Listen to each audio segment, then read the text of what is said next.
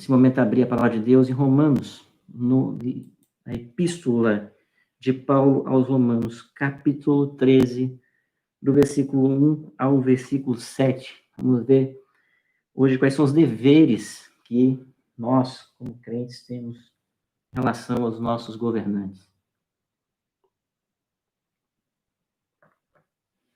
Romanos, capítulo 13. É um tema bem complexo para a ideia do hoje, né? Mas a gente vai pensar um pouco na época de Paulo. Nós já vimos aqui em Romanos, capítulo 13, agora versículo de 1 ao versículo 7. Nós já vimos que Paulo escreve, fala sobre a justificação pela graça. Paulo quer responder a possíveis perguntas dos seus ouvintes, que na sua maioria eram judeus, também tinham ali gentios. Ele é considerado apóstolo dos gentios, mas ele está respondendo algumas indagações dos judeus, as possíveis. Paulo, ele imagina um interlocutor judeu que ele perguntaria para Paulo: Paulo, e agora que você diz que é Cristo, tudo bem, mas o que vai acontecer? Como é essa história mesmo? Então ele vai fazer uma jornada na graça, parafraseando o livro, ele vai fazer uma jornada ali na justificação pela graça, mediante a fé. E à luz de possíveis perguntas, ele vai trabalhar essa ideia em todos os capítulos. Nós já vimos isso. E dentro desse capítulo vai falar de perdição, vai falar de justificação, vai falar de santificação, vai falar de lei de graça, vai falar sobre Israel e a eleição, como fica a eleição diante de tudo isso. E depois o apóstolo Paulo conclui dizendo que quem pode entrar na mente do Senhor? Quem pode compreender a mente do Senhor, né? Aquela ideia muito usada um dos argumentos, por exemplo, de Anselmo de Cantuária, no argumento chamado argumento ontológico. Anselmo, ele vai dizer o seguinte, ele vai dizer que se nós podemos imaginar uma mente infinita, significa que essa mente infinita, ela existe. É um dos argumentos. Como é que um homem infinito pode comportar o infinito?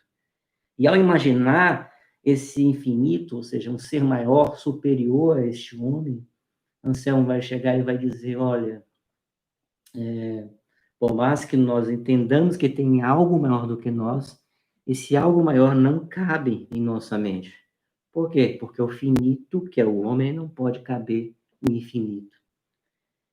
Paulo, em Romanos, final do capítulo 11, ele vai dizer, de maneira maravilhosa, vai louvar a Deus, dizendo que a profundidade da riqueza e da sabedoria de Deus, quem foi o seu conselheiro, quem primeiro deu a ele, para que depois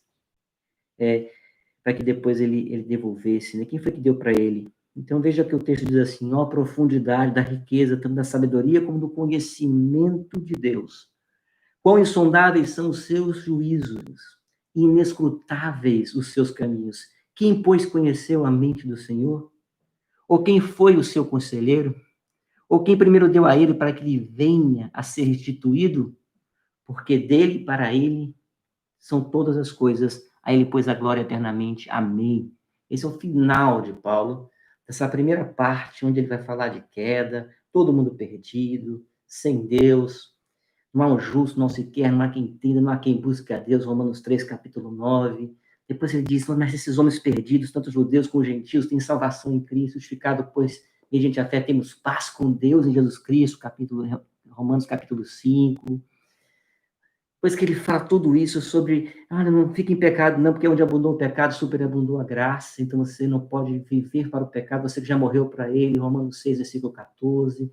E ele vai então falar, mas como é que fica a lei? Nós morremos para aquilo que estamos sujeitos, Romanos capítulo 7, Romanos 8, a lei do Espírito, Romanos 9, a eleição de Israel, mais 9, 10 e 11. Então ele fala, profundidade da riqueza e da sabedoria de Deus. Quão insondáveis são os seus juízos e quão inescrutáveis são os seus caminhos. Quem, pois, conheceu a mente do Senhor? Então, depois de tudo isso, o apóstolo Paulo, ele bendiz a Deus, ele louva a Deus de maneira maravilhosa. Nós já vimos tudo isso. E agora, depois disso, nós vimos que Paulo, ele tem uma questão prática, ele é um pastor preocupado com aquela igreja, ele quer abençoar aquela igreja, de maneira prática agora ele quer dizer para aqueles irmãos como é que eles vão aplicar tudo isso que eles ouviram. Para fazer o que então agora, Paulo? Essa pergunta foi muito comum na época da Reforma Protestante, uma frase muito conhecida que dizem de ser de Lutero, né? Um sapateiro pergunta para Lutero, diz: Lutero, e agora o que eu faço? Eu me converti. Fazer o que agora? E aí Lutero diz para ele: faça os melhores sapatos e venda a preços justos. A ideia de que agora que eu sou cristão, o que eu vou fazer? Agora eu faço meu trabalho para a glória de Deus. Meu patrão agora é Deus. Eu faço para a glória de Deus. Não faço mais para os homens. Não faço mais para mim mesmo. Romanos 12, o apóstolo Paulo diz que agora que você sabe de tudo isso, da salvação em Cristo Jesus, da grandeza da salvação em Cristo Jesus, o que você vai fazer? Rogo, pois, irmãos, misericórdia de Deus, que apresenteis os vossos corpos como uma viva e agradável a Deus, que é o vosso culto racional. Não vos conformeis com este século, mas transformai-vos pela renovação da vossa mente, para que experimenteis seja a boa, perfeita e agradável vontade de Deus. Romanos 12, versículo 1 a 3. O apóstolo Paulo, então, diz que o que Deus quer de nós é um culto racional, mas um culto da vida. A vida toda pertence ao Senhor. Cristo entrega seu corpo morto, ele morre na cruz, ressuscita ao terceiro dia. Mas nós entregamos nosso corpo vivos. Nós entregamos nossos corpos vivos, mas morremos para a nossa vida, para vivermos a vida de Cristo. Cristo morreu a nossa morte para que vivêssemos a sua vida. Essa é a ideia. Ele morre a nossa morte para nós vivermos a vida dele. Como é que vai viver? Renovando a mente. Como vamos fazer isso? Então, Paulo, a partir do capítulo 12, nós já vimos isso também. Ele vai dizer algumas coisas específicas. Os dons da igreja, como a igreja trabalha, os dons, cada um pensando só o que convém dele mesmo, cada um no seu ministério, depois a atitude recomendada para com os irmãos, um amor para com o outro, para com o próximo, não buscar a ira, não buscar a vingança. Depois de tudo isso, o apóstolo Paulo faz aqui uma exortação. Alguns chamam isso de parênese. O apóstolo Paulo agora pega um pedaço agora para falar de uma coisa que parece incomodar o apóstolo Paulo. Por que eu digo parece? Porque alguns autores aqui vão dizer que nesse texto de Romanos, capítulo 13, parece que Paulo ele desconecta um pouco daquelas outras exigências. Outros dizem, não, são exortações práticas que necessariamente estão todas ligadas ao princípio maior da renovação da mente. E eu fico com essa ideia. Eu acho que são exortações práticas de tudo. E uma das questões que poderia acontecer é o seguinte, veja, vamos pensar um pouco. O reino chegou. Jesus diz em Lucas que o reino chegou. Diz em Mateus que se ele expulsa demônios, é porque é chegado o reino de Deus no meio de vós. Jesus diz que em Lucas que é chegado o reino no coração. O reino não está em visível modo, mas é chegado no coração daqueles que creem. Esse reino chegou. Então, vamos pensar no povo judeu. Pense um pouquinho na ideia dos judeus. Como é que os judeus eles pensam? Os judeus pensam da seguinte forma: eles têm várias épocas em que são cercados. Tem alguns reinados, Davi, você tem Saul, outros reinos, cada reinado, Ezequiel, né? Você tem Ezequias, né, perdão. Você tem vários reis que você vai ter momentos, o rei Josafá e vários outros reis que você vai encontrar alguns sitiados, ou um povo perdendo o reinado de várias maneiras, e agora nesse período, quem está no governo? Então, eles passaram pelos Pérsios, eles passaram pelos babilônicos, eles passaram, então, por vários momentos, onde eles tiveram momentos onde outros reis, o próprio Egito também, os egípcios, eles têm vários momentos na história deles, que eles estão agora subjugados, várias vezes. Eles estão esperando o quê? Que o Senhor livre e que reine, que Israel comece a reinar e a governar. E veja que é uma ideia. O Messias para eles, para os judeus daquela época, que estavam guardando, é o Messias rei, é o Messias que vai reinar, ele vai governar. Israel agora vai ficar, agora naquele momento, Israel vai ter domínio sobre todas as coisas. Essa é a ideia judaica. Eles estão lá com aquela ideia. Olha, quando vier o reino, a gente vai governar. Então, veja que é uma das perguntas dos discípulos. Se você pegar, aí, não precisa abrir, não. Veja que a pergunta dos discípulos em Atos, capítulo 1, 6, é a seguinte pergunta, olha só o que eles perguntam. Então, os que estavam reunidos lhe perguntaram, Senhor, será este o tempo em que restaures o reino de Israel, a Israel? Então, veja, olha de novo. Atos, capítulo 1, versículo 6, não precisa abrir, se vocês não quiserem, depois vocês abram.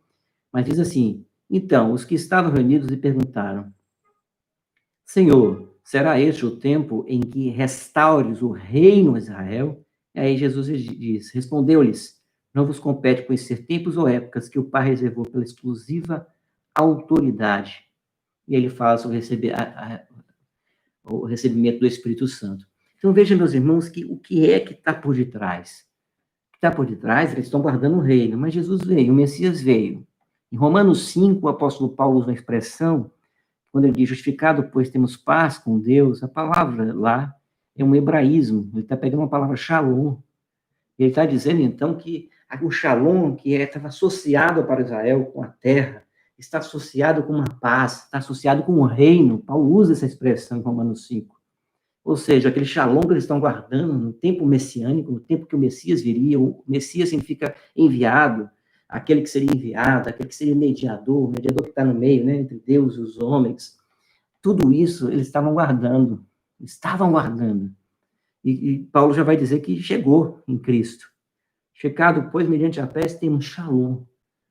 Veja que, então, qual a ideia, então, que está por detrás aqui?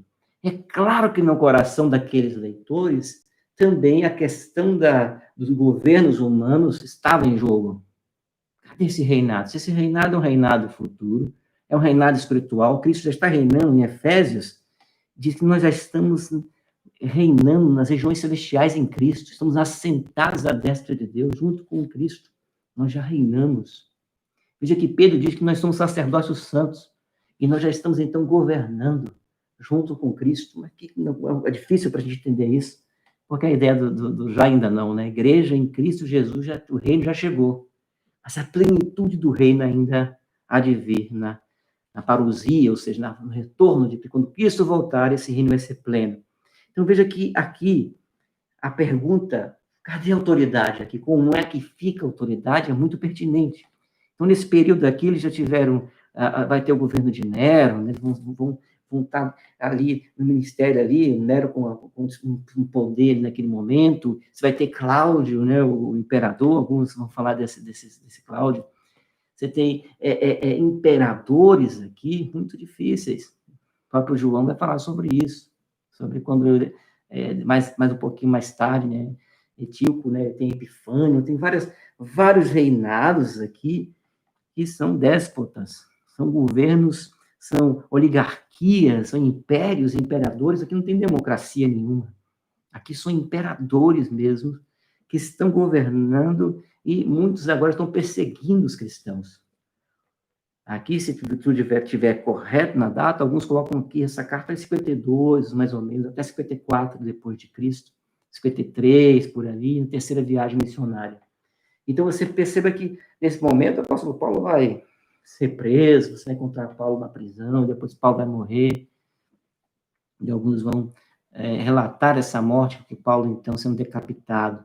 Então, veja que esse é o ambiente, um ambiente que, certamente, uma pergunta possível seria, e esses governos aí, o que eu faço? Então, Romanos 3, acompanhe comigo, essa introdução enorme para que você perceba que o texto é bem claro, muito rápido, mas é importante entender o contexto da época. O que pode acontecer é que nós estamos agora eivados pela questão política local e a gente, então, não consegue enxergar a mentalidade do local, da época. É necessário você enxergar, olhar com mentalidade o mínimo possível, né? Ou o máximo possível da época. Diz assim Romanos 13, acompanhe comigo, todo homem esteja sujeito às autoridades superiores, porque não há autoridade que não proceda de Deus. E as autoridades que existem foram por ele instituídas. De modo que aquele que se opõe à autoridade resiste à ordenação de Deus. E os que resistem trarão sobre si mesmos condenação. Porque os magistrados não são para temor quando se faz o bem, e sim quando se faz o mal. Queres tu não temer a autoridade? Faz o bem e terás louvor dela. Visto que a autoridade é ministro de Deus para teu bem, entretanto, se fizeres o mal, teme, porque não é sem motivo que ela traz a espada, pois é ministro de Deus vingador para castigar o que pratica o mal.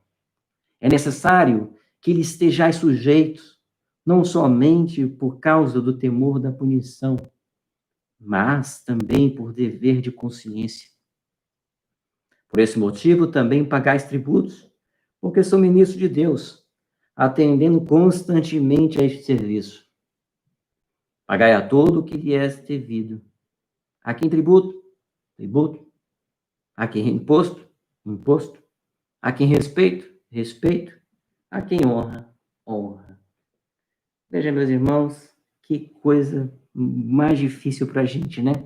Veja que o apóstolo Paulo, nesse capítulo 13, do versículo 1 ao 7, ele não está instituindo um modelo de como nós vamos fazer detalhadamente a obediência ao Estado. Não é o propósito de Paulo, ele tem que tirar princípios disso aqui, é muito importante isso. Você vai encontrar em vários autores, como Calvino, eu vou até citá-lo aqui, você vai ver algumas ideias sobre isso, muito difícil, né? É interessante. A Bíblia não propõe modelos aqui. Se nós fôssemos pensar em modelos, vamos para o Antigo Testamento, nós vamos ver a questão de reis, vamos ver Cristo sendo considerado rei, está no seu trono. Então, a ideia de monarquia, né? Monarca, né? A monarca vem da ideia de arquê, né? De um único, o princípio um só, né? Aquele que é maior, né? Na verdade, o maior de todos, né? Na hierarquia, o monarca é aquele que é o único que é rei. E você, então, você vai ver a monarquia como algo interessante, né? Porque desde o Antigo Testamento, no Novo Testamento, Cristo é rei. Será que seria esse regime? Bom, vários reformados vão depois trabalhar tanto na época das monarquias, como nas épocas democráticas. Estados Unidos, por exemplo, ele é fundado pelos nossos irmãos puritanos, nossos irmãos que foram para lá fugindo da Maria sanguinária, da questão dos Tudors, né? E eles vão para lá, eles formam os Estados Unidos, e Estados Unidos é um país considerado, então, democrático, republicano. Veja que são pessoas cristãs que vão para lá e instituem a democracia. Então, não é muito bem isso. Não é você ser cristão, você vai advogar o parlamentarismo, o presidencialismo, o sistema, né? A monarquia. Você não vai ficar advogando esse tipo de sistema. A democracia, como é que você vai fazer, né? Aqui nesse período de Paulo, nós temos aqui um governo ditatorial, um déspota estava no trono. Então, você tem aqui um governo muito duro. O povo não tem esses direitos que nós temos hoje. Democracia são coisas mais recentes, né? Claro, você tem um esboço na Grécia, você tem esboços na época da filosofia, na questão de alguns sistemas, mas aqui, nesse momento que Paulo está vivendo, é um momento onde ele está num regime muito duro, muito difícil, muito complicado. Você não vai encontrar todos os detalhes aqui. Você vai encontrar um sistema, você vai encontrar princípios. Isso é o mais difícil para a gente. Sabia? É mais fácil, as pessoas... Você sabe que as pessoas tendem, a tendência, a aceitar alguns regimes mais ditatoriais por conta de não querer pensar? É mais fácil que as pessoas pensem por você? É mais fácil, por exemplo, que os governos te deem ordens do que você pensar? Eu vou te explicar por quê. Porque dúvida quer dar um problema para alguém, dê uma dúvida. Diga para ele, você pode ou não pode? Quando você não tem escolha, já era. Faça isso com alguém, diga para uma criança e você chega numa loja de brinquedos e fala, escolha o que você quiser. Coitado, né, do pai que fizer isso. Mas escolha o que você quiser, você tem que dar opção. Por quê? Porque quem você não der, se você der muitas opções, a pessoa fica perdida, fica cheio de dúvidas. Se você coloca uma opção só, a pessoa só tem aquilo. É quando você chega em casa, está com fome, você só tem uma coisa para comer, Você não fica escolhendo, você vai comer o que tiver. O que acontece? Isso diminui um pouco a questão de você ter que ficar pensando. Então, quer dar um problema para alguém, dê dúvida. Dúvida é complicado. E, às vezes, algumas pessoas gostam, então, de serem tuteladas, porque a tutela faz com que você não precise pensar muito. Então, eu não sei o que eu vou fazer. Então, fulano me diz o que eu vou fazer e tá bom. Por que eu estou dizendo isso? Porque muitas pessoas querem que a gente dê regras na Bíblia. Tem a regra, tem coisas tão claríssimas nas Escrituras, mas no Novo Testamento tem muito mais princípios do que regras. Tem muitas coisas que você precisa ir para o princípio geral para você poder aplicar. E aí fica a dificuldade. Aí, veja que muita gente gosta dos pastores, não todo mundo gosta, mas algumas pessoas gostam de alguns pastores que são mais incisivos, tem que fazer desse jeito, tem que fazer daquele outro jeito. E por que falam? Por que elas gostam disso? Porque não precisa pensar. Não precisa chegar e lá para o princípio. Qual o princípio disso? Como é que eu aplico isso? Será que eu devo fazer isso ou não? Então, a Bíblia não tem um manual para todas as coisas que você vai querer fazer. Com quem que você vai casar? Com o nome dele? Não tem. Mas tem os princípios de como você buscar uma pessoa certa para o casamento. A Bíblia não diz que tipo de governo, mas tem princípios para este governo. Tanto a responsabilidade do governo para com o povo, como a responsabilidade do povo para com o governo. Vamos ver isso. Princípios. A partir daí você começa a pensar agora no que Paulo está dizendo. Ele está dizendo que todo homem esteja sujeito às autoridades superiores, porque não há autoridade que não proceda de Deus.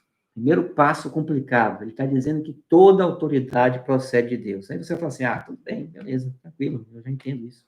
Isso não tem nenhum problema para mim, essa ideia de que toda autoridade, ela procede de Deus. Tá bom. E Hitler? É aquele homem satânico que apareceu. Como é que fica? Veja, a responsabilidade do satanismo de Hitler é dele. Ele foi um homem perverso, um homem mau, um déspota, um genocida. Este homem é um homem que veio para destruir, seguiu os passos de Satanás. Só que quando ele é levado, ele não pode, você não pode dizer que Deus não permitiu que isso acontecesse, entendeu? Agora o problema? A questão é, Deus não se envolve com o mal. Deus não é responsável pelo mal que este homem, miserável homem, que carece de misericórdia, que ele fez. Ele fez porque ele quis, ele é mau.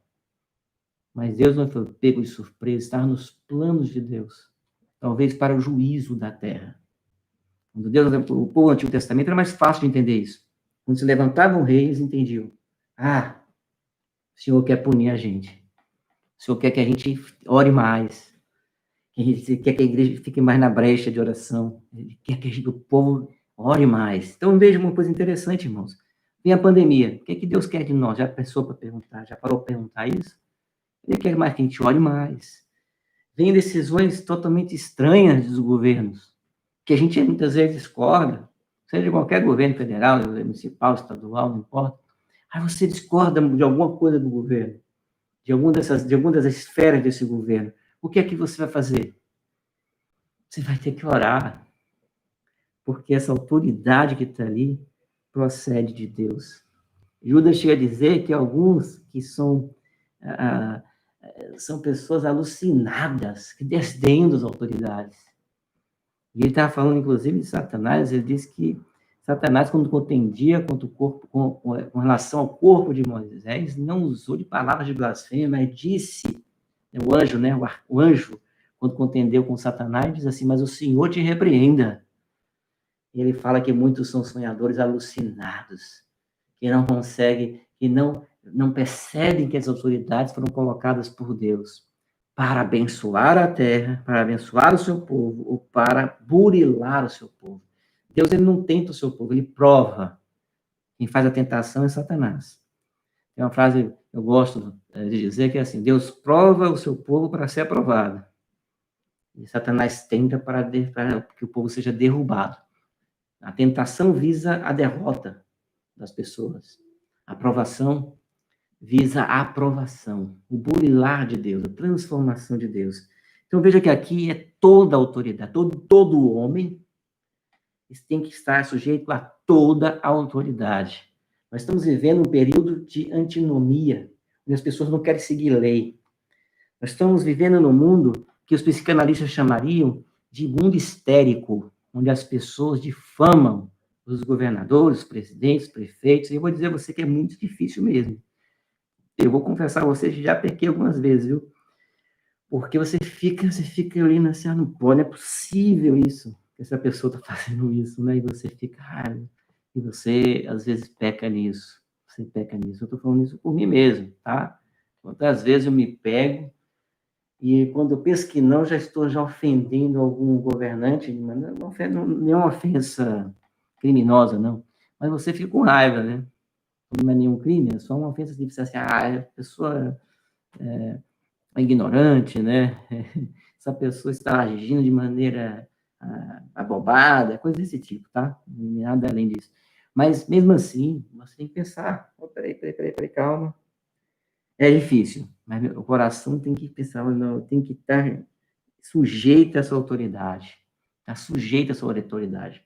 Mas esse mundo histérico, a histeria, ela tende à destituição da autoridade. Uma das características das pessoas que têm essa ideia na psicanálise histeria é destituição do pai, de nome do pai, aquilo que Lacan dizia.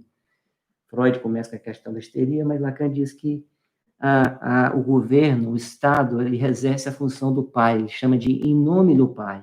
E é que acontece em nome do pai. Acontece que as pessoas tiram o pai, destronam o pai, tiram o pai do trono, que o pai significa autoridade.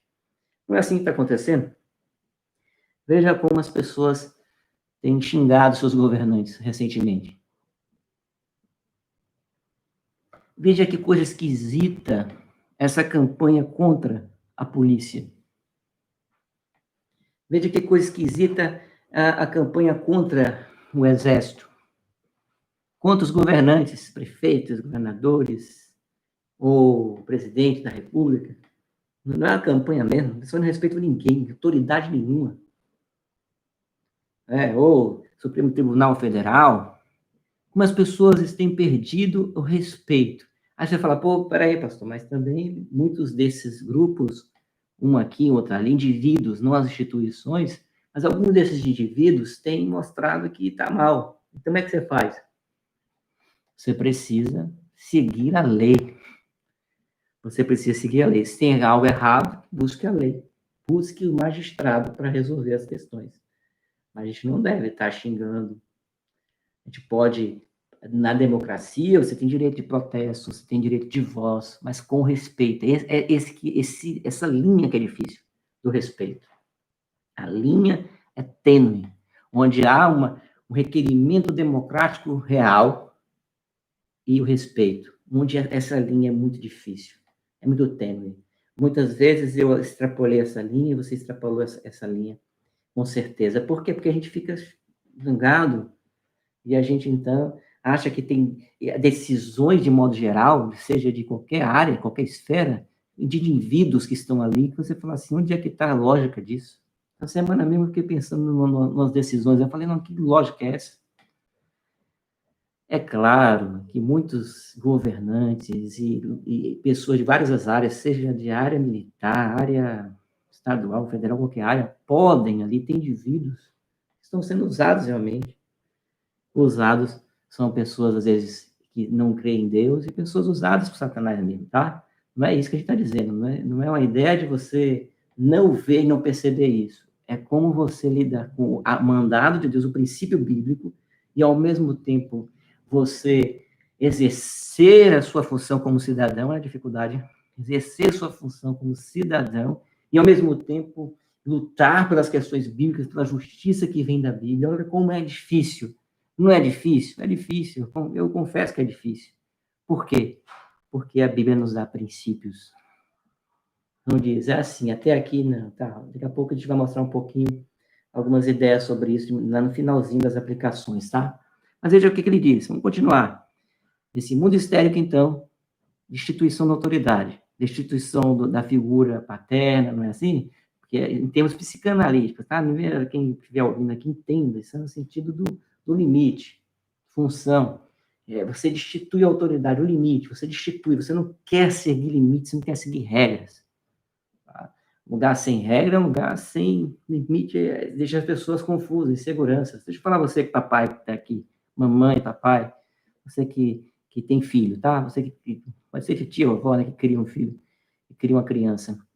Quer que seu filho tenha problema no futuro? Não dê limite para ele. A criança não testa seu limite, ela está pedindo limite para você. Ela quer limite, porque as pessoas sem limite, as pessoas ficam inseguras, sem ordem, sem chão. Imagine você com a criança, criando essas crianças sem limite, sem nenhuma segurança. Limites precisam ser dados, porque se eu não der em casa, lá na empresa vai ter limite, para trabalhar, na rua vai ter limite, todo lugar. Aliás, até no trânsito você tem o quê? Limites. Você tem sinais, você tem velocidade, placas, você tem que regras. Não existe sociedade sem regras. Mas vamos voltar ao texto. Uma autoridade que não proceda de Deus e as autoridades que existem foram por ele instituídas. Foi isso que eu disse. Né? Levantou todas as autoridades, até os déspotas foram levantados por Deus, mesmo que eles sejam maus. Como é que você sabe, como é que diz isso, pastor? Lembra lá de Paulo, capítulos anteriores, de 9 que a 11, ele cita quem? Ele cita Faraó. Ele diz que vai endurecer o coração de Faraó. Não é assim?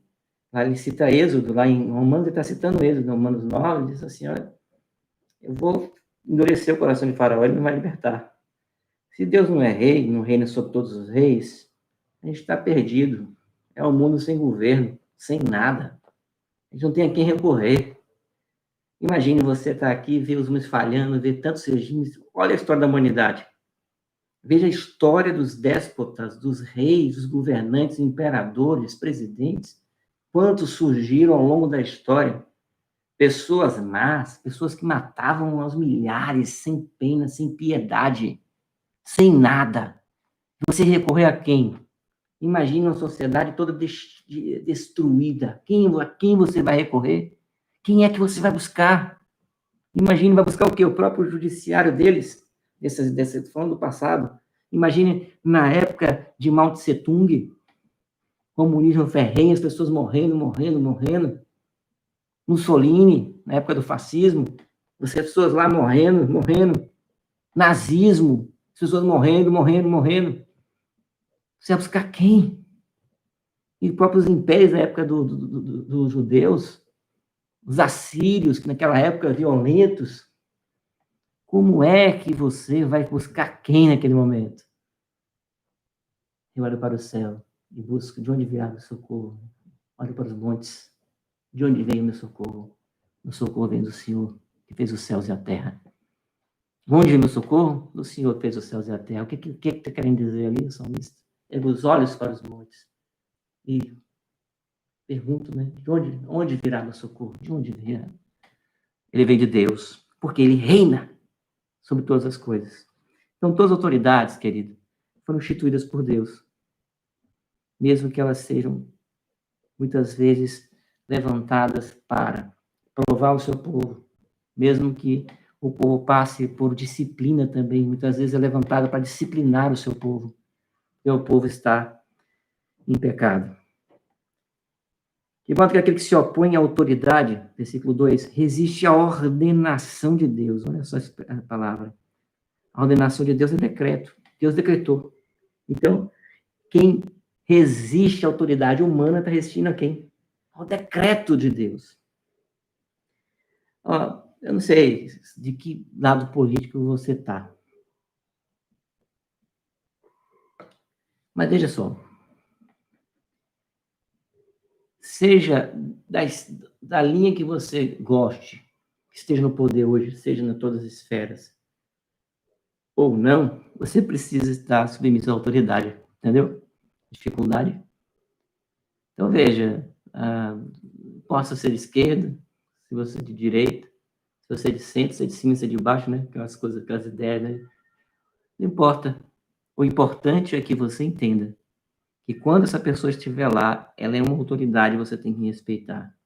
Você pode fazer na democracia o voto, são as demandas corretas dentro do trâmite legal, mas respeito é o que você tem que dar. Você tem que dar a essas pessoas. São autoridades.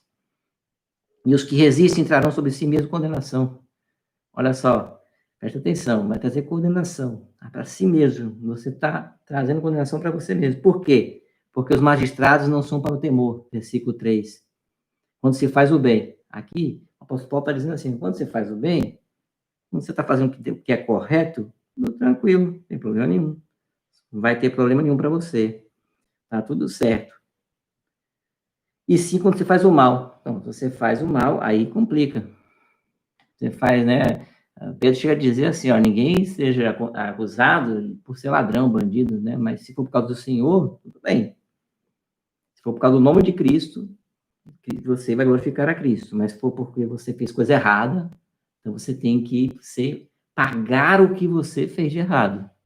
Umas perguntas que as pessoas fazem para a gente é assim, fulano roubou, matou, fez isso, fez aquilo e tal, se converteu, e agora? Se converteu mesmo? Se converteu. E aí, tá salvo? Tá, claro, se converteu. Não foi? Foi. E aí? Fica na prisão? É claro que fica. Vai ser um convertido que vai pagar sua pena na prisão. Mas Paulo não pagou a dele? Até morreu? A questão, gente, é que aquilo que a pessoa, com a conversão, ela faz o quê? O pagamento à dívida que tem com Deus. Ou seja, bom, que dívida? Em Cristo paga, né? Cristo entre aspas, né? Com todo respeito, né? Assim, entenda aqui. Cristo, ele é a moeda, né? Ou seja, Cristo diz a Bíblia que Cristo, na verdade, é ele que rasga a cédula de dívida que era contra nós. Está em Colossenses isso.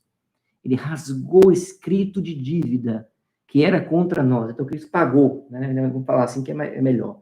Ele pagou a nossa dívida, e essa dívida principal do pecado é com o nosso Pai, que é Deus, que agora é nosso Pai, Deus. Paga essa dívida, pronto, ótimo. Mas a dívida com os homens, você precisa pagar. As consequências do seu pecado não são retiradas. O que é retirado é a sentença final. Mas as sequelas, o que você fez, gerou algumas coisas. Então, a pessoa matou alguém, Deus perdoou, não é mais assassino eterno, é um assassino que pediu perdão, em Cristo pagou a sua dívida com Deus. O principal é a dívida de não crer em Deus inicial, ou seja, não colocar a sua vida para Deus. O pecado inicial é a pessoa querer sua auto-lei, não a lei de Deus, ou seja, não quer ter nenhum Deus, quer ser Deus. A egolatria, esse é o pecado inicial. A pessoa então paga porque agora diz assim, eu tenho Deus, Deus é meu Deus. E em Cristo Jesus, agora ele é aceito. Bom, tranquilo. Mas você matou um homem, você tem que pagar a sua dívida. É bom entender isso daí. Porque os magistrados não são para o temor quando se faz o bem. Você não quebrou a lei, pronto. No direito, eu já li, não sei se já mudou isso, mas você tem liberdade até que você quebre a lei. Quebrou a lei, você não tem mais direito, liberdade, né? Você não tem o direito, a liberdade para o direito é cumprir o que está na lei. Mas você tem liberdade para cumprir o que está na lei. E se faz o mal, queres tu não temer a autoridade? Faz o bem e terás louvor dela. Então, aqui, no sentido completo, você será louvor dela. Você será provado. Visto que a autoridade é ministro de Deus. Então, veja só, ele diz que foi ordenado por Deus, agora é autoridade e ministro de Deus. Aqui ficou mais complicado, porque está dizendo que a autoridade executa o que Deus ordena. Aí pegou, né? Visto que a autoridade é ministro de Deus para teu bem. Então, Deus exerce autoridade também através das autoridades humanas. É isso que ele quer dizer. Deus coloca essas autoridades humanas para que elas também, Deus, através dessas autoridades, executa os seus decretos eternos no tempo, na eternidade ele decretou. No tempo, no decurso do tempo, o Senhor vai executando a sua lei, aquilo que ele decretou, o seu plano para a humanidade. Entretanto, se fizeres o mal, teme, porque não é sem motivo que ela traz a espada. E aqui é complicado, porque a ideia aqui é espada mesmo. A ideia de justiça, punição. Mas na época era espada mesmo. Paulo, inclusive, em Atos, diz que se ele era digno da pena de morte, a pena capital da época. Então, veja, no Brasil isso não é possível. A Constituição do Brasil não autoriza, não tem nada com a pena capital, com a pena de morte, entenda isso. No contexto bíblico, naquela época, existia pena de morte, ou seja, Cristo morreu em que pena? A pena foi o que para Cristo? Pena de morte, morreu na morte de cruz. Ué. Se não existisse naquela época, como é que Cristo morreu de cruz? Por que mataram, então, o Messias? Entendeu? Não faz sentido. O próprio Estevão foi morto, apedrejado de maneira... Ali foi um julgamento fraudulento, né, na morte de Estevão, mas existia morte também para apedrejamento. No Antigo Testamento também. No Antigo Testamento, aquele homem que matasse a vida de alguém, ele também perderia o direito à sua própria vida. Se ele matasse sem querer, estava nas leis. Só você pegar lá Deuteronômio, parte Levítico e tal. Principalmente Deuteronômio, você vai encontrar essas leis. Você vai encontrar leis assim, por exemplo, a ideia de cidade refúgio. A pessoa matava alguém numa briga sem querer. Ele matava, você está brigando, a pessoa caiu, bateu a cabeça e morreu. A briga já estava errada, né? Sim, ele brigou, mas ele não estava com a intenção de matar, ele estava se defendendo. E a pessoa morreu.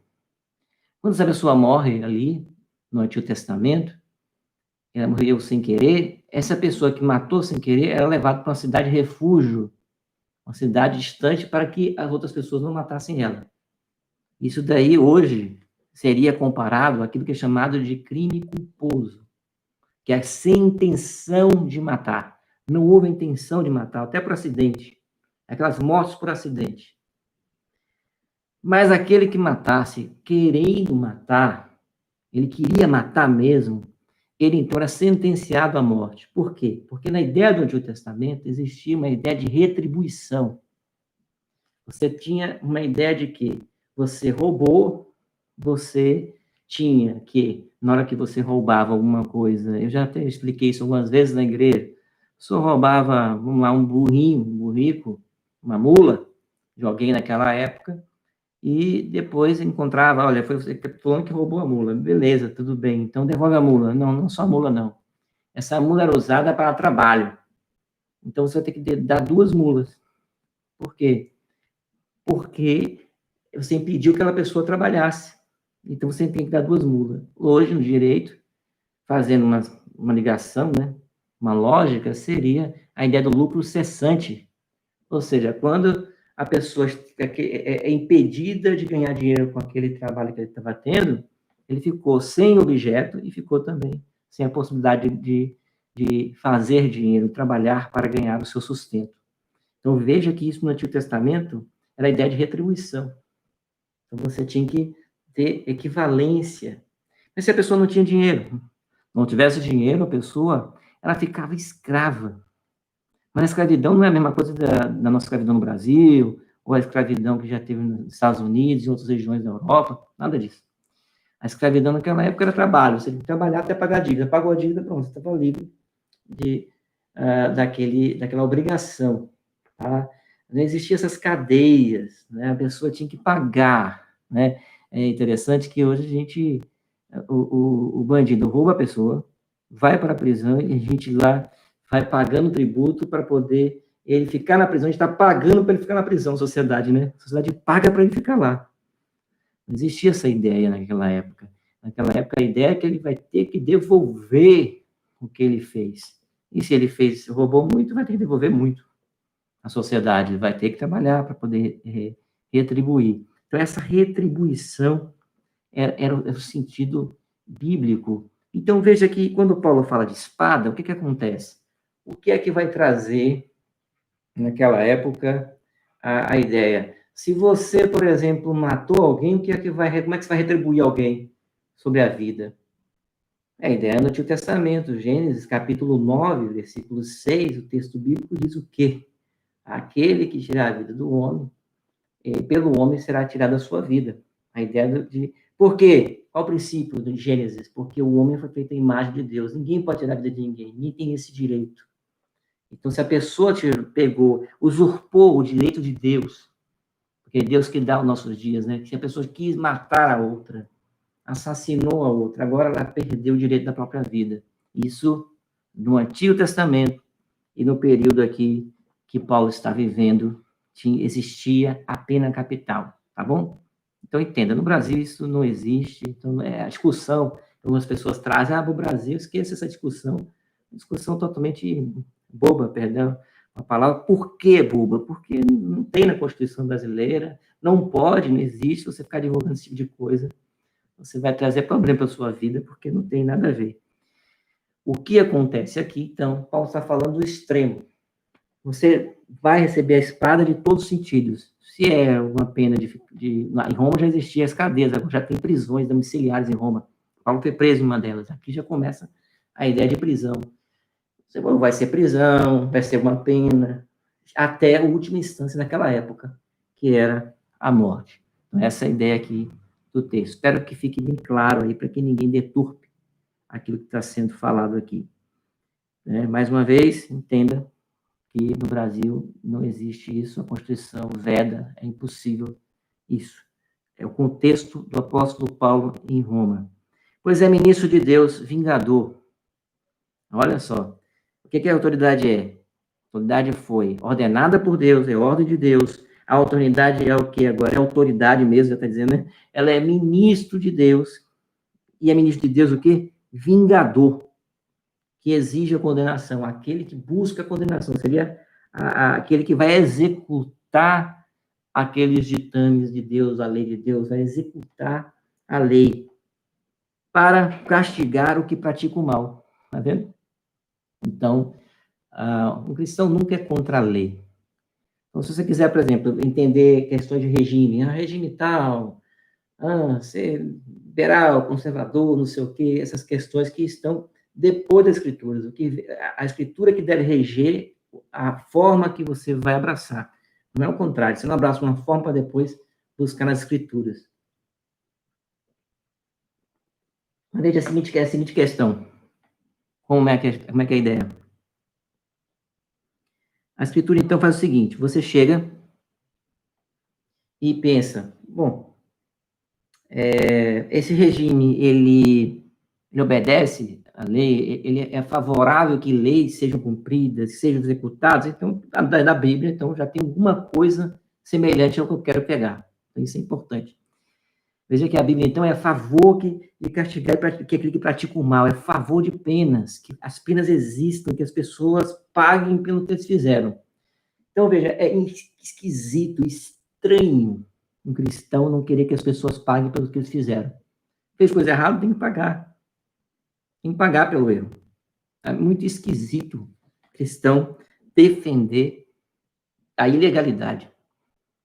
Defender que pessoas fiquem sem pagar aquilo pelo que fizeram de errado, constatadamente, tá? Você só pode fazer isso se for constatado que a pessoa realmente praticou isso. A gente também não vai condenar pessoas que não é a nossa alçada, né? A gente não está na nossa jurisdição, né? Não é, a gente não faz isso, a gente não condena no sentido jurídico as pessoas. Mas veja, se alguém foi condenado juridicamente, aquilo que é transitado em julgado, né, aqui no Brasil, foi tudo correto, direitinho, passou todas as coisas, bom, já é condenado, que seja cumprida a sua sentença. Eu me lembro de uma vez, uma senhora que foi aqui na Bahia, se não me engano, no interior, eu vi na reportagem uma coisa muito difícil, diferente pra caramba. Quando aquela mãe, o filho parece que comete um assalto, um roubo, um furto, alguma coisa desse tipo, e a polícia tá atrás e tal, não sabe quem é, e a mãe descobre, e ela é evangélica, de uma igreja, acho que é uma igreja pentecostal, se não me engano, uma igreja evangélica. A mãe pega o filho e vai até a delegacia e dizer, meu filho que fez isso. Isso gerou uma polêmica na época, porque como é que a mãe faz isso? Mas a questão é, como é que uma crente que é mãe, não faz isso? Olha como é complicado, não é difícil? Porque ele errou. E ela sabe que ele quebrou, antes de mais nada, a lei de Deus. Ele vai com ela e se arrepende, parece no momento, depois não sei, não acompanhei mais o caso. Mas viu como é difícil? Mas essa irmã em Cristo Jesus, essa irmã pentecostal, ela fez uma coisa impressionante. Não sei quantos de nós fariam isso, você ou eu, não sei. Eu não queria nem estar nessa pele, nem quero estar, viu? Nem quero estar na pele dessa. Para você ver como é que a pessoa aplicou o princípio bíblico de que a pessoa tem que pagar pelo que faz de errado. É necessário que eles estejam sujeitos não somente por causa do temor da punição, e aqui é interessante. A ideia de Paulo não é por causa do medo da punição, da espada, mas é por dever de consciência. Aqui, a ideia é muito mais profunda, é por dever da consciência, é por você ser cristão, por você ter a mente renovada lá em Romanos 12. Por causa da mente renovada que Deus fala em Romanos 12, essa mente, essa consciência sua que Paulo diz que coloca brasas naqueles que, para você não pagar o mal com o mal, né? Mas pelo menos paga o mal com o bem para juntar brasas vivas nas consciências daqueles que são os seus inimigos. Agora ele está dizendo que a consciência, a boa consciência, né? A expressão dele aqui é a ideia de que aquilo que está lá dentro de você, esse desejo agora seu de fazer o bem, de fazer o que é correto, é por causa disso que você tem que fazer, e não com medo da punição. Sabe que geralmente é assim, ó, a nossa sociedade é um pouco behaviorista, ou seja, comportamentalista. Como é que é isso? Aquela ideia lá de Skinner, né, da ideia do behaviorismo, né? O behaviorismo, ele trabalha esse comportamentalismo, a ideia de de punição, de você fazer incentivar e punir, né? Incentivar, premiar e punir, premiar e punir, premiar e punir. Então, veja, cinto de segurança. Inicialmente, todo mundo ia usando cinto, tal, começou. Vai multar você se você não usar o cinto de segurança. Quem é que anda sem cinto de segurança hoje? Deve ter ainda gente ainda que anda, né? Mas você não anda por quê? Você está com medo de quê? Da multa. Você está passando na velocidade ali na estrada. Você tem 120, né? Essa estrada, o pessoal da indústria de carros no Brasil faz carro para andar não sei quantos quilômetros por hora, 180 e tal. Tem carro que vai mais do que isso, mas é lá.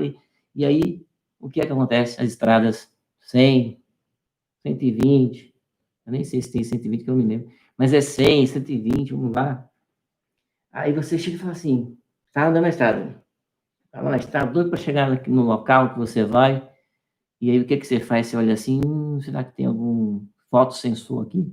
Será que tem uma polícia rodoviária? A pessoa vai, passa dos 80, às vezes tem entrada aí que é 80, uma loucura, né? Mas tem lá 80 km por hora, tem lugar que tem 60 ainda, você tá, quer baixar.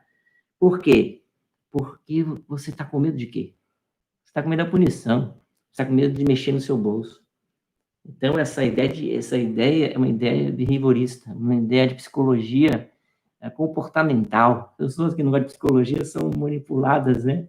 São moldadas pela psicologia comportamental muitas vezes, porque assim, você faz isso com seu filho às vezes, né? Você pune e você vai dando prêmios. E não é bem assim, muitas vezes isso é assim. Mas o que Paulo está falando não é isso. Veja só. Veja como o princípio é diferente. Você está chupando uma bala, alguma coisa. Chupando uma bala, chupou uma balinha, não sei o quê. Mas não tem nenhuma lei dizendo que você não pode jogar papel no chão. Eu vi essa semana que São Paulo vai começar a multar pessoas que botaram aquelas butucas, acho que é bituca de cigarro, acho, que joga no chão. Diz que vão multar, não sei como vão fazer. Mas veja, não tem nada multando você jogar papel no chão. Aí você pega assim e fala assim, tem alguém que vai jogar fora, você vai joga no chão. Bom, olha só que coisa. Aí, quando botar multa, você vai parar de jogar no chão. Quem tem o princípio, aprendeu de casa, educado, não vai sujar a cidade, porque a cidade também nos pertence. Pensa nas pessoas, pensa no próximo, pensa na sujeira que vai acontecer, e pensa que as pessoas não estão aí para trabalhar para a gente. O que você faz? Você pega seu papelzinho, joga no bolso, depois joga fora, não é assim? Espero que seja assim. Você está andando na estrada, você vai jogar o quê? Uma lata de refrigerante no meio da rua? Ah, não tem polícia não, joga aqui. Nem parece nem multa, nem infelizmente. Eu já vi gente jogando coisas, abre o vidro e joga as coisas. O que é isso? É que não tem a consciência. Essas pessoas só vão fazer as coisas se multarem. Só se multarem. Então, a ideia é que essas pessoas estão aqui fazendo essas coisas, exercendo esses direitos aqui, com medo da punição. Não estão fazendo isso por causa da consciência. Não é por causa da consciência, gente. É com medo da punição. Você pode ver, a questão é quem você é quando ninguém está olhando. Isso é importante. Quem você é quando ninguém está olhando. Lembre-se que o Espírito Santo, se você é crente, habita em você. Ou seja, você está sempre sendo olhado, muito mais do que isso, o Espírito Santo vive em você. Você não pode chegar assim, Espírito Santo, sai um pouquinho aqui, que eu vou começar a fazer umas coisas erradas e depois você volta. Não, se você é crente, o Espírito Santo habita em você, ele está sempre ali. Todo momento, em qualquer hora, no lugar mais escuro, mais sombrio que você for. Se Deus é aquele que é seu Senhor e Salvador, o Espírito Santo está ali. E qual lugar que você vai se esconder? Lembra do salmista? E será que vão esconder no mais abismo? Não, o Senhor também está lá. Não há lugar onde você se esconde, não há lugar para onde você vá que Deus não te veja, ou seja, não tem como você se esconder. Mas vamos lá. Não é o penal da punição, mas também por dever de consciência. Por esse motivo também pagar esse tributo. Olha outro problema. Tributo.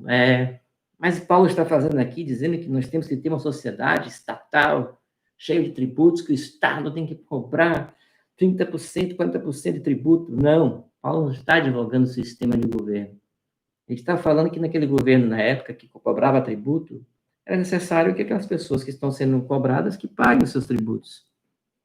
Então, o crente ele não é aquele que vai, como diz a ideia bíblica, o crente ele não pode ser sonegador, não pode ser sonegar. E a gente vai ver isso no final, temos textos finais para a gente falar sobre isso. Mas o crente não sonega imposto. Não pode sonegar imposto. Não pode fazer jeitinho, maquiagem. Não, você tem que fazer o que tem que ser correto. Como é que é correto? A lei diz isso? Tá, então siga a lei. Isso não significa que você não siga a lei. Isso não significa que você não possa ter descontos de coisas que são legais, ilícitas, moralmente ilícitas, que tem coisas que são imorais. Vamos dar um exemplo? Quantas pessoas foram para a fila da Caixa Econômica Federal agora? Pessoas que não precisavam dos R$600, que é 600, se não me engano, uma das parcelas 600, e foram para a fila da Caixa Econômica solicitar um dinheiro do governo sem necessidade. Veja, talvez elas tenham comprovado, dentro dos documentos que foram exigidos pelo governo, comprovado que não tinham renda. Por quê? Porque, de repente, tem alguma coisa aí extra que não passa pelo sistema econômico, elas conseguiram burlar o sistema. Não sei, não posso dizer como é que eles fizeram isso. Eu não sei como fizeram. Mas imagine um crente que não precisa fazer isso. Aí você fala assim, mas é legal. Mas não é o quê? Moral. Não é moral. Então, isso não é moralidade. Isso não é moral. Isso não é cristão. Você aproveitar de um momento desse, fragilidade, para mim isso é uma coisa horrenda. Isso mostra muito o caráter da pessoa. Quem a pessoa é. Então, tem que ter cuidado com isso. Mas veja, a questão do tributo, a gente paga os tributos. A gente não sonega os tributos, a gente paga o que tem que ser pago, infelizmente. Por isso que se você quer pagar menos tributos, que você busque os meios legais da democracia para que os governos abaixem os tributos ou apliquem melhor os tributos, trabalhem mais com a ideia de distribuição ou qualquer outro tipo de coisa que faça com que a vida melhore, né? Mas você tem que pagar. Nós temos que pagar. Veja que a sujeição às autoridades, Paulo falando para os romanos lá, ou para aqueles que estavam em Roma, pagar tributo a César, né? Dava tributo aos imperadores da época. Imagine que coisa. Mas Paulo está mandando fazer isso. Principalmente porque o reino não é desse mundo, já está no mundo, o reino chegou, o reino de Deus já reina, Cristo já reina, mas a plenitude do reino virá em Cristo. Veja agora, sou ministro de Deus atendendo, um pouquinho, né, eu estou empolgado com esse texto, eu tenho que andar um pouco mais rápido aqui por causa do nosso tempo, agora que eu peguei aqui o tempo. Atendendo constantemente a esse serviço. Então, também eles atendem ao serviço de Deus, que são também constantemente atendendo a esse serviço. Sou ministro de Deus, novamente, atendendo o Senhor que faz isso. Pagai todos que lhe é devido, a quem tributo, já falou aqui. Quem deve tributo, tributo. A quem imposto, imposto. A quem respeito, respeito. A quem honra, honra. É a síntese de tudo. Fazer o quê? Pague tudo o que você é devido. A quem tributo, tributo. A quem imposto, imposto. A quem respeito, respeito. A quem honra, honra. Isso até dentro dos meios eclesiásticos. A gente tem que respeitar todas as autoridades, meus irmãos. Seja o policial, seja o prefeito, o governador, o vereador, o deputado, seja a professora da escola para aquelas crianças, o professor, o diretor, na empresa, os chefes, respeitar. Então, a ideia é, pega essa ideia na cabeça aqui, eu grave isso aqui, o que é pagar a todos que lhe é devido, tributo, tributo, imposto, imposto, respeito, respeito, honra, honra. Pronto, pegue isso que você pegou a síntese desse texto. Mas veja o que está citando aqui. Eu vou citar alguns textos para concluir para você ter uma ideia melhor de aplicação na sua vida sobre isso. Para a gente concluir, para a gente terminar o nosso tempo. Hoje eu fui além do que deveria, né? Sujeitai-vos a toda instituição humana, 1 Pedro 2, de 13 a 17. Olha o que o texto diz. Sujeitai-vos toda instituição humana por causa do Senhor, quer seja o rei como soberano, quer as autoridades como enviadas por ele, tanto para castigo dos malfeitores, como para louvor dos que praticam bem. Porque assim é a vontade de Deus, que pela prática do bem façais emudecer a ignorância dos insensatos. Como livres que sois, não usando, todavia, a liberdade por pretexto da malícia, mas vivendo como servos de Deus, tratai todos com honra, amai os irmãos, temei a Deus, honrai ao rei. 1 Pedro, capítulo 2, 13 a 17. Tito 3:1, olha o que o texto diz. A obediência às autoridades, a salvação pela graça leva às boas obras, né? Aqui um títulozinho. Lembra-lhes, o texto é esse, Tito 3:1. Lembra-lhes que se sujeitem aos que governam. As autoridades sejam obedientes, estejam prontos para toda boa obra. E aqui, a nossa confissão de fé de Westminster. Você que está assistindo agora aqui, está participando, a Igreja Presbiteriana do Brasil, ela subscreve a confissão de fé de Westminster. Você consegue baixar também no nosso canal da IPB, da Igreja Presbiteriana do Brasil. No capítulo 23, eu vou usar isso aqui como aplicação, para você entender como aplicar essas ideias que acabamos de falar de Romanos. Veja só. Deus, o Senhor, Supremo e Rei de todo mundo, para a sua glória e para o bem público, constituiu sobre o povo magistrados civis que lhes são sujeitos. A este fim, os armou com o poder da espada para defesa e incentivo dos bons e castigo dos malfeitores. Pergunta 124 da confissão do Catecismo Maior. Olha como a gente vai aplicar. Pergunta 124. Então, a primeira coisa que eu fiz foi ler o capítulo 23 da Confissão de Fé. Agora, a pergunta 124 do Catecismo Maior, e eu vou ler a 124, a 125 e a 127. Veja o que diz. O que significa a palavra pai e mãe, do quinto mandamento, honrai pai e mãe. As palavras pai e mãe no quinto mandamento abrangem não somente os próprios pais, mas também todos superiores de idade e dons, especialmente todos aqueles que, pela ordenação de Deus, estão colocados sobre nós em autoridade, quer na família, quer na igreja, quer no Estado. Percebeu? Os mais velhos, respeitar os mais velhos, tem que respeitar o superior de idade e dos dons, ou seja, cada um seguindo os seus dons. Aqui está falando de autoridade, seja na igreja, presbítero, diácono, pastor. Isso não quer dizer submissão no sentido cega, nada disso, mas é respeito à autoridade. Pela ordenação de Deus, estão colocados sobre nós autoridade, quer na família, quer na igreja, quer no Estado. A pergunta 125, já estou chegando no final. Por que são superiores chamados de pai e mãe? Mesma coisa, superior chamado pai e mãe, para lhes ensinar que, em todos os deveres para com os seus inferiores, devem eles, como verdadeiros pais, mostrar amor e ternura para com aqueles. Veja, aqui o Catecismo Maior de Westminster, que também nós subscrevemos com a Igreja Presbiteriana do Brasil, o que é que o Catecismo diz? Que também existe aqui também uma contrapartida dos governantes. É porque Paulo não está falando disso aqui agora, não é a ideia dele, não tem agora, nesse capítulo 13, versículo 1 7, Romanos, a intenção dele agora é o nosso dever para com os governantes. O catecismo está falando agora dos deveres dos governantes para conosco, e os deveres nossos deveres para com os governantes. Agora ele está falando que o quê?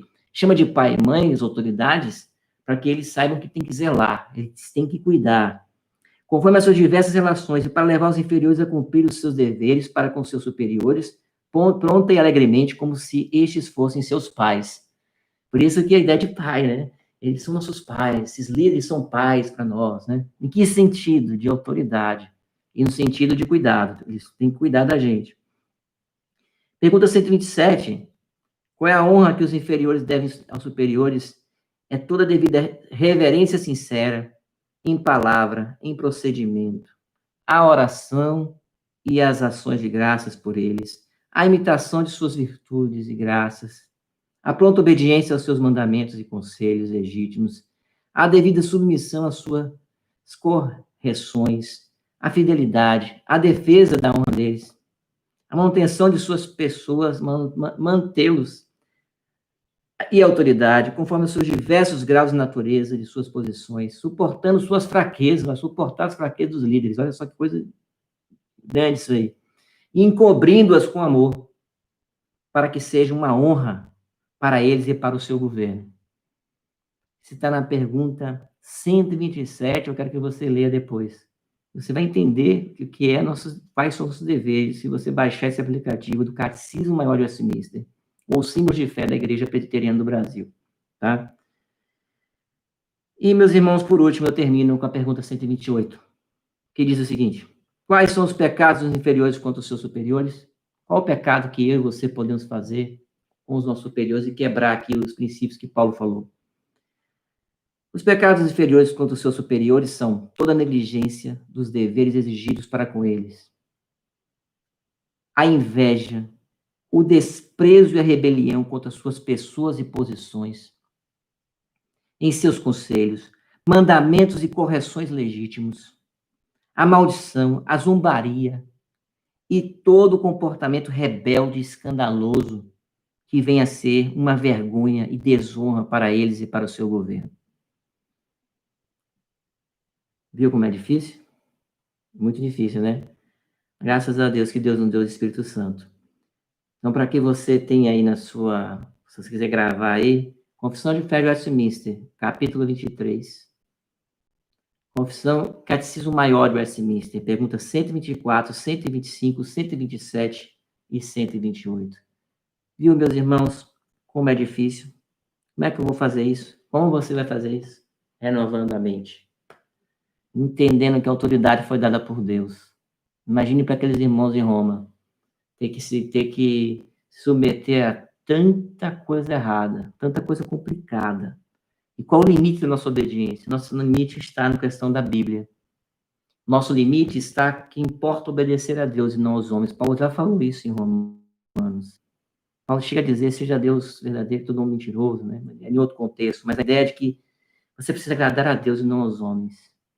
Então, existe um limite? Existe.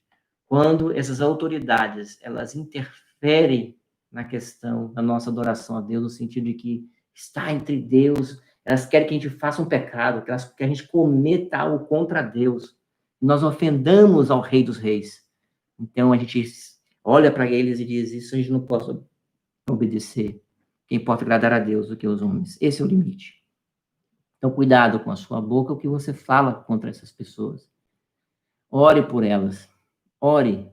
Pedro chega a dizer que a gente orar para que vá bem, para que a gente tenha a coisa boa na terra. Acho que é Tito que fala isso.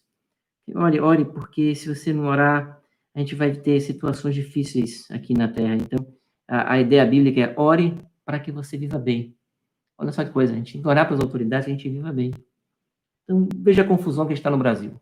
Dificuldades, enfrentamentos, tantas complicações no Brasil. Qual o nosso dever? Respeitar, honrar, usar os meios legais, democráticos, ter cuidado com o que fala, cuidado com a zombaria, cuidado com as injúrias, cuidado com todo tipo de coisa que você fira esses princípios bíblicos. Tenha cuidado, muito cuidado com isso, para você não estar pecando.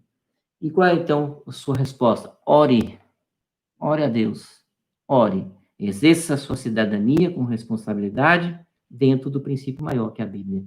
Quem rege tudo isso é a Escritura Sagrada. Temos que honrar as autoridades. Não entre nessa histeria do mundo moderno. Não entre nesse antinomismo, antinomos, antilei, contra as leis. Não destrone o pai, a autoridade.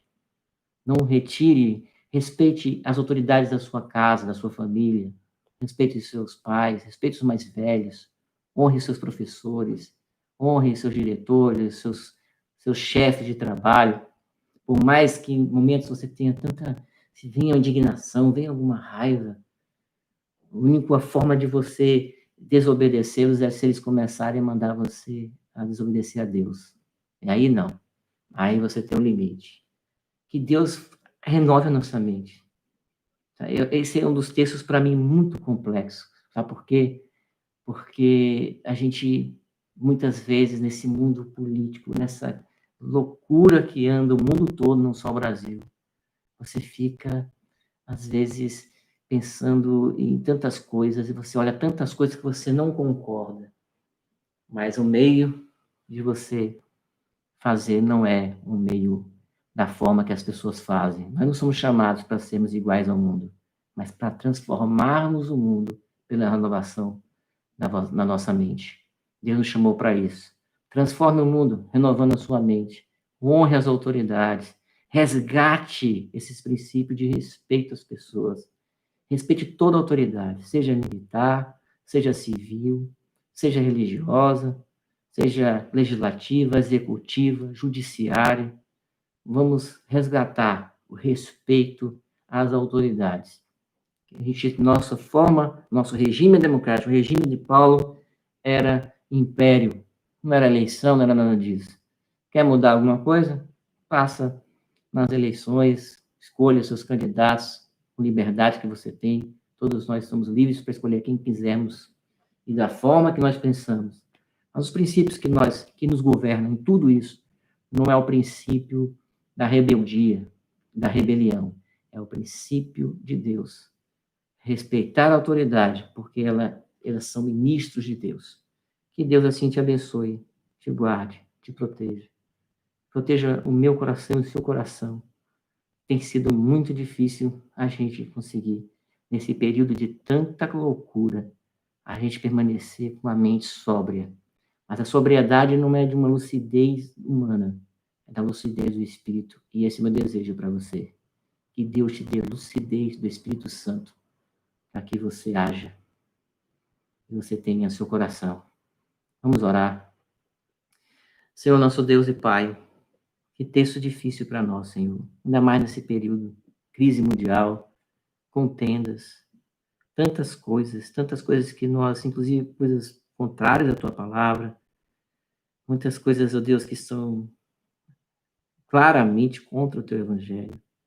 Outras que não são contra o Teu Evangelho, mas que às vezes são contra a nossa forma de pensar, o nosso querer, o nosso desejo.